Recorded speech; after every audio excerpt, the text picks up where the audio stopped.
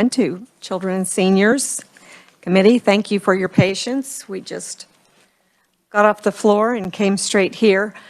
We want to go ahead and get started because we have senators that probably need to get to the floor today. Does anybody know where my...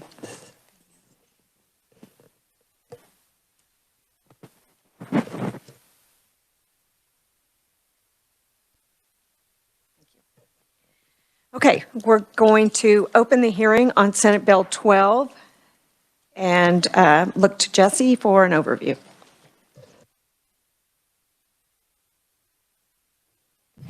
Thank you, Madam Chair. Good afternoon, committee. Thank you for getting here as quickly as you did from the floor, so appreciate that.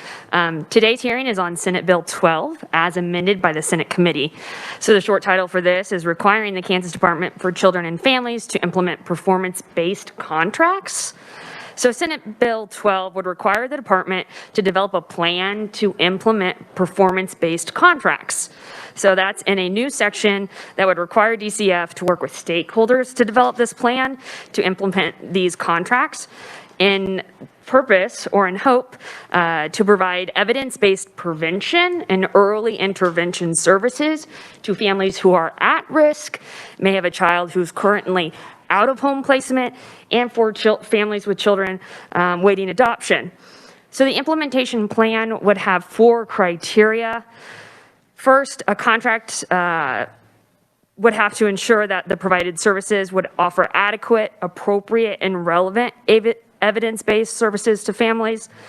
The measures would be used to evaluate how effective a provider would be.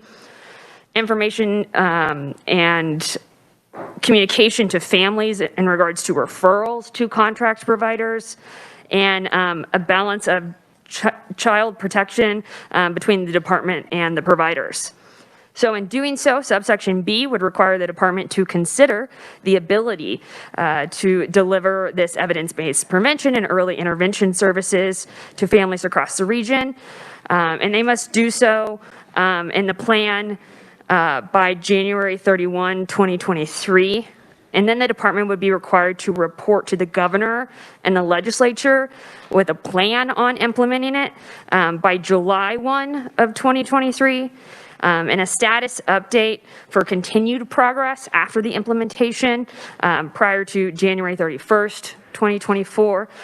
And then lastly, subsection C would require the department to submit a plan to the governor and the legislature before January 31, 2024 on how to reinvest the funds that are saved from reducing foster care caseloads, which would be the goal of implementing these performance-based contracts.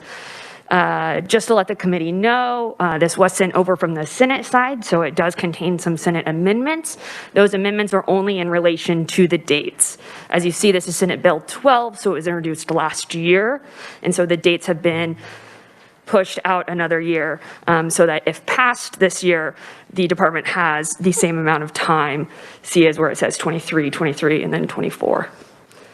And with that, I'm available for questions on Senate Bill 12. Thank you, Jesse. Committee, are there questions for Jesse? Representative Wagner. Yes, Jesse, I do have a question. The notion of the savings from reduced foster care caseloads. So the presumption would be that any change in foster care caseloads is due to this program, and so that any drop is that, or is there something particularly tied with evidence that this performance-based model would reduce caseloads? Yes, so in subsection 3, it would be about the reduction of the out-of-home placement specifically in regards to that. So savings from reduced foster care caseloads into the prevention and early intervention programs, which are designed to prevent the need or reduce the timing and the length of those out-of-home placements. Just to read my question then, is it just the raw number, or is there some specific evidence that this program would cause the drop? There's nothing in the bill that has language in regards to how to determine that. That would be a DCF. Further questions? Okay, thanks, Jesse. Okay, we'll start with proponents, and up first we have Senator Foskett. Welcome to our committee.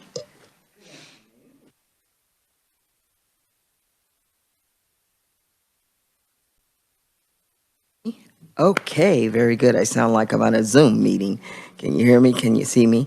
Good afternoon, Chairwoman Representative Kunkanen, Vice Chair Esau, Ranking Member Alsley, and the other distinguished members of the committee here today. Thank you so much for allowing me to testify in favor of Senate Bill 12. So I've been around the legislature for a while, and as long as I've been in the legislature, we've heard issues about those in foster care, the DCF system, and trying to make it right for Kansans who find themselves in those situations. I know that 3 or 4 of you maybe on this committee has served on some of the special committees, some of the special joint committees on child welfare issues to try and fix this problem. Well, Madam Chair, so hearing all of the concerns from other colleagues, from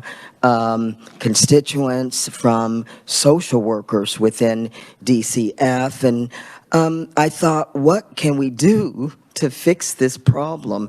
Madam Chair, I traveled, and I don't know if I saw any of you there, but I traveled to a conference in Seattle, Washington, and I met one of the senators there who had struggled but finally implemented within their law this very same legislation, which, if you look at Seattle, Washington's, and they've even included, as opposed to being DCF for children and families, they've included the word youth. I don't know if that's in my testimony, but if you look at them, they are one of the best DCF offices in the country now, leading the way from implementing this legislation is where I got the idea. And I've introduced it for 3 years in a row. So I was quite surprised and happy that the bill did pass out of the Senate chamber 40-0. And thank God it's made it to your committee for your consideration. I truly believe, I think the representative asked the question of savings of money. I truly believe that this legislation here, Senate Bill 12, will help reduce those children waiting so long in foster care. So our state, the magic number, you should be in there less than 12 months. Some children are lingering longer. So we could, by reducing their stay, we save money. By the children that just, need to go to another forever home, we could start the adoption process sooner.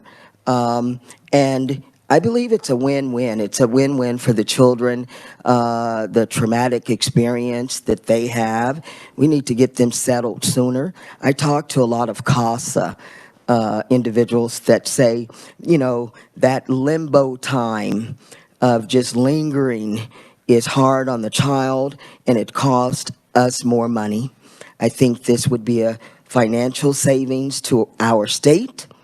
It would help those children, those most vulnerable children in our state, and it would help us, the state of Kansas, get a better reputation for DCF. I've been around, Madam Chair, a long time. We used to call it SRS. That just shows how long. And, and so our ultimate goal is to help those children and families. And so I urge your strong support in the passage of Senate Bill 12. And Madam Chair, I'll stand for any questions or answer any since I'm already standing. Okay, yeah, we'll take questions now. Committee, do we have questions for the senator? Okay. Yes, I did a great job. Thank you, Must Madam have. Chair. Thank you. Thanks for Have a being good here. day. Thank Thanks. you. Thank you. You too. Oh, and Madam Chair, the Senate, they never start on time, so we've got time. Thank you. Yeah, we know that. Okay, next we have Mike Fonkert with Kansas Appleseed. Hi, Mike. Welcome. Chair Kincannon, members of the committee, thank you for affording me this opportunity to speak in favor of Senate Bill 12. My name is Mike Fonkert, and I am a campaign director with Kansas Appleseed Center for Law and Justice. We are a nonprofit, nonpartisan organization that works to build thriving, inclusive, and just communities here in Kansas. We support Senate Bill 12, as I've said, because the foster care system in Kansas continues to be in crisis. Too many Kansas children are in the foster care system, and they're entering at racially disproportionate rates. Kansas children are staying in foster care for too long, and they often experience dangerously high instability in their placements. So far in the state fiscal year 2022, black children in Kansas were 2.1 times more likely than white children to be in foster care. The average length of stay in foster care is up over 23 months, the highest it's been since 2010. And kids in foster care are experiencing an average of 6.3 moves while they are in the system. Less than 18% of children attend the same school as they did prior to entry into foster care, and more than 8% of kids leaving the system are reentering within 12 months. These are troubling numbers. Addressing these issues must include a clear plan of action on the front end. Thus enters Senate Bill 12. Early intervention has a profound effect on outcomes for kids in foster care, and evidence-based prevention and training is effective at reducing placement instability and reducing the risk of breakdown in a child's continuum of care. Focusing on prevention and early intervention will undoubtedly be cost-effective. The more kids that we can intervene with and have a positive influence on them and their families to prevent their entry into foster care, the better. We need to continue to find ways to shrink the number of kids in foster care, and part of that is giving those kids and their families resources earlier than we are doing now. Requiring that clear implementation plan for performance-based contracts and early intervention is an important step of this process. We also support Senate Bill 12 because it elevates a very important conversation that this body has had for many years, and that is accountability. As the good Senator Faust-Godot pointed out, many of you all have served on oversight committees, interim committees that look at this issue. Members of this committee have asked questions of DCF, of contractors, about vital elements such as caseload limits, which are built into the contract, but we find are not fully respected. They are, exceptions are found so that these limitations are skirted. If we don't continue to focus on accountability in this system and find ways to make sure that the contracts and the requirements that the state makes of our contractors are actually implemented and upheld, then we need to perhaps explore the more difficult conversation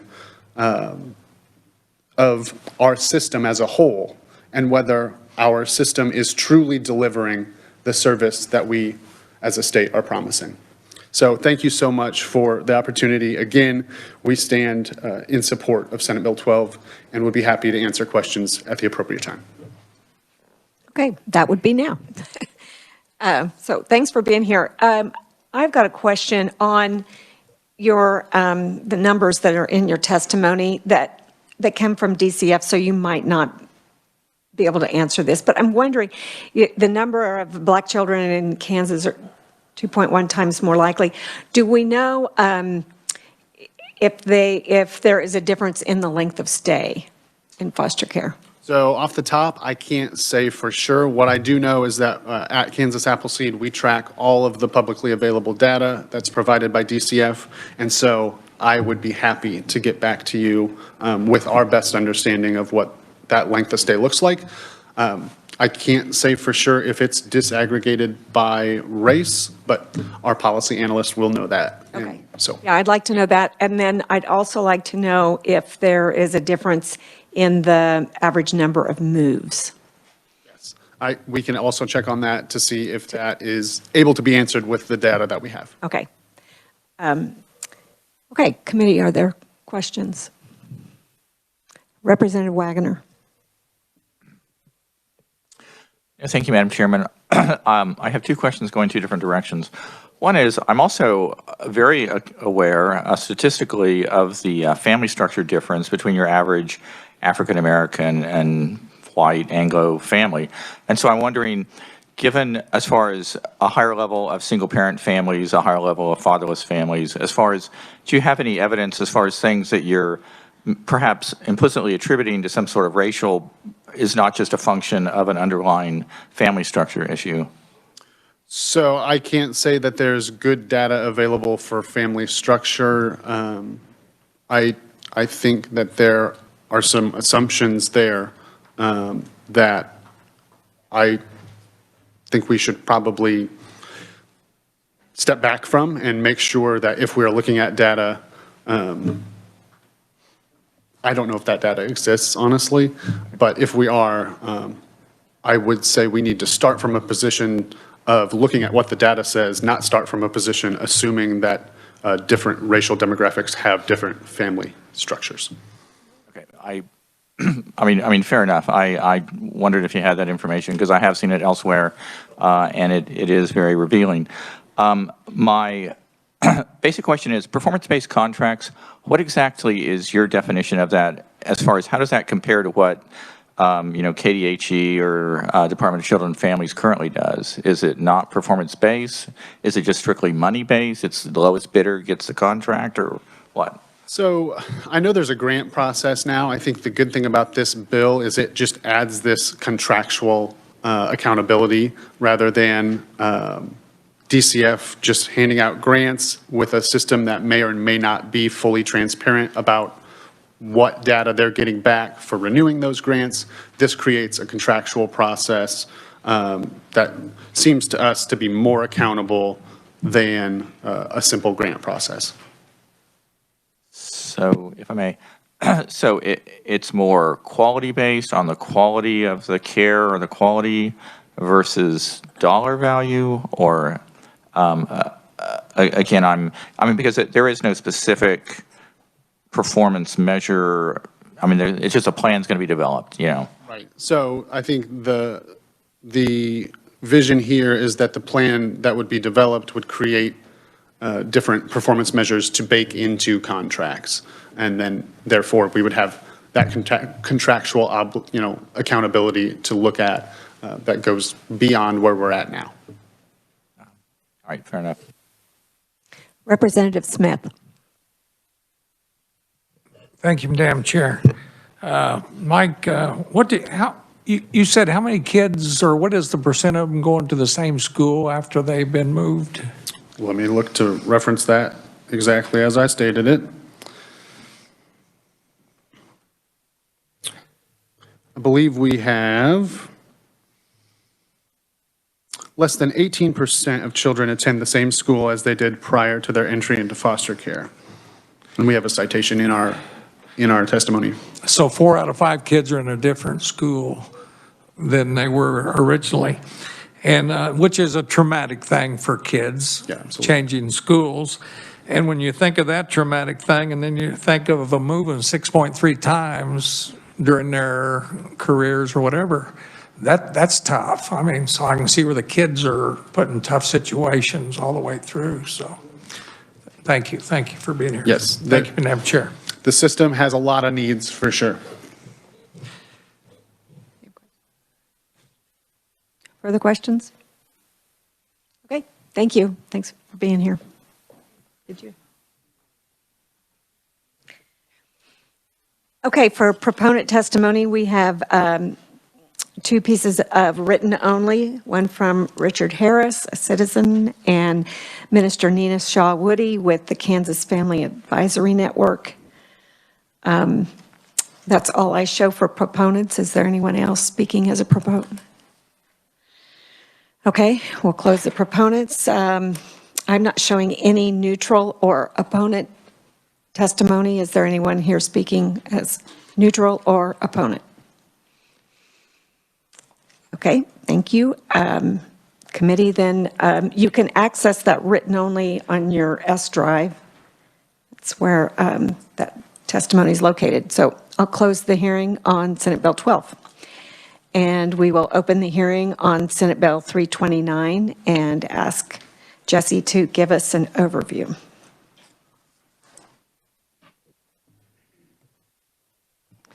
Thank you, Madam Chair. Good afternoon, committee. This is Senate Bill 329. It is very similar to a bill this committee saw earlier this session. So Senate Bill 329 is authorizing the state treasurer to determine account owners and designated beneficiaries for an ABLE savings account, adding who may open an account and requiring compliance with federal Internal Revenue Code regulations. So this bill is basically all the same as the bill you saw previously. So I'm just going to run down on some highlights to refresh your memory. So what it does is it proposes modifications to this ABLE savings program to mainly align with the changes in federal law that the state treasurer's office went over in the last hearing. So this program is administered by the state treasurer. In this bill, Section 1 amends the purpose statement of the act for those beneficiaries to gain federal and state income tax benefits from holding an account and using the account. Section 2 amends the definition section. So the account owner changes to a conservator, guardian, or person authorized by the treasurer through procedures established by the treasurer. The definition of designated beneficiary adds a person authorized by the treasurer pursuant to KSA 75-653, which relates to out-of-state residents. And then the definition of eligible individual, which strictly adopts the federal definition for that. Section 3 amends KSA 75-653 to add state to the description of tax benefits that may be tapped into by utilizing this account. And Section 4 amends KSA 75-655. This section changes references in the current statute to the definitions in accordance with the new definitions proposed in Section 2. And this also has new references to the Federal Internal Revenue Code. So Senate Bill 329 was amended by the Senate Committee on Public Health and Welfare. But what they did was they changed the effective date of the bill from the statute book to the Kansas Register. So if there are questions on that Senate amendment, please let me know. Thank you, Jesse. Was it Public Health and Welfare or FI&I? I thought it came over from FI&I. Correct, yes. Right. Okay. FII. Thank you. Senator Long. Yeah, I think that created some confusion then that's why it was sent to a different committee and then we had to move it to ours since we'd already heard it before. So questions for Jesse? Okay. Thank you. Okay, we'll open the proponent section and start with our state treasurer, Lynn Rogers. Hey, welcome back. Thank you.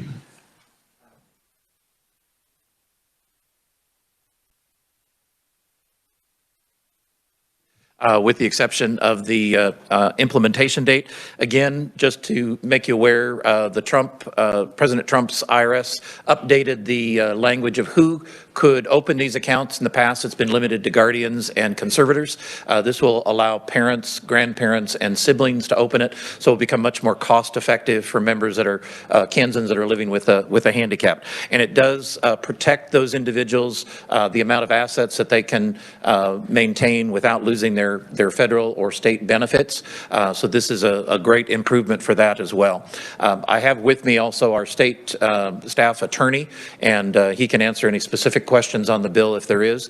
But we would encourage you to continue to support this. As you know, it passed your House 118-3, the Senate 40-0. So we would appreciate your continued support and appreciate and open to any questions that you might have.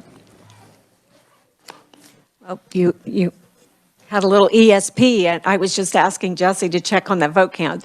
Yeah, 118-3 and 40-0. So, okay, all right, thank you. Questions? Okay, we're going to fly right through All right, this. thank you. Yeah. Okay, next up, we have John Hedges from State Treasurer's Office. And Thank you, Madam Chair. Again, I'm John Hedges, Staff Attorney for the Treasurer's Office. It's good to see you all again. I don't have anything to add other than what we previously testified on, except I do want to make it clear, our office is fine with either effective date under either the Senate bill or the House bill.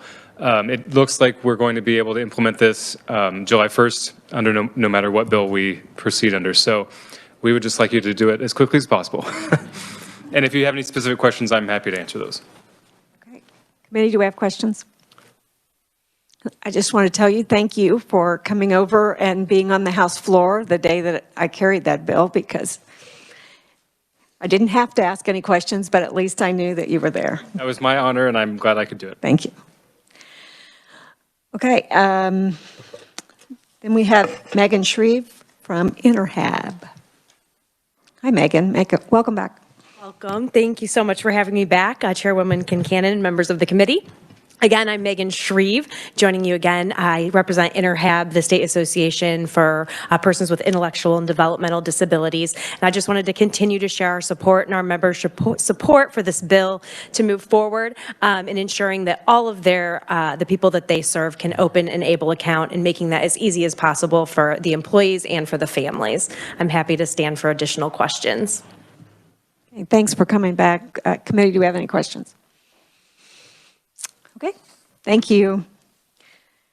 So we have written only proponent testimony from Sean Gatewood with CanCare Advocates Network and from Mike Burgess with the Disability Rights Center of Kansas. I am showing, is there any other testimony here for proponent? Okay, I am showing no neutral or opponent testimony. Is there anyone here to testify neutral or opponent? Okay, seeing none, we'll close the hearing on Senate Bill 329. Okay, committee, that's it for on our agenda for today, and we are scheduled for tomorrow. We're going to have an informational hearing from Oral Health Kansas that I had tried to schedule earlier in the session, and it didn't work out. So we're going to have that tomorrow, and then we've got a couple other bills that we will be dealing with next week, and then we'll be done. So thanks, everybody. See you tomorrow. We're adjourned.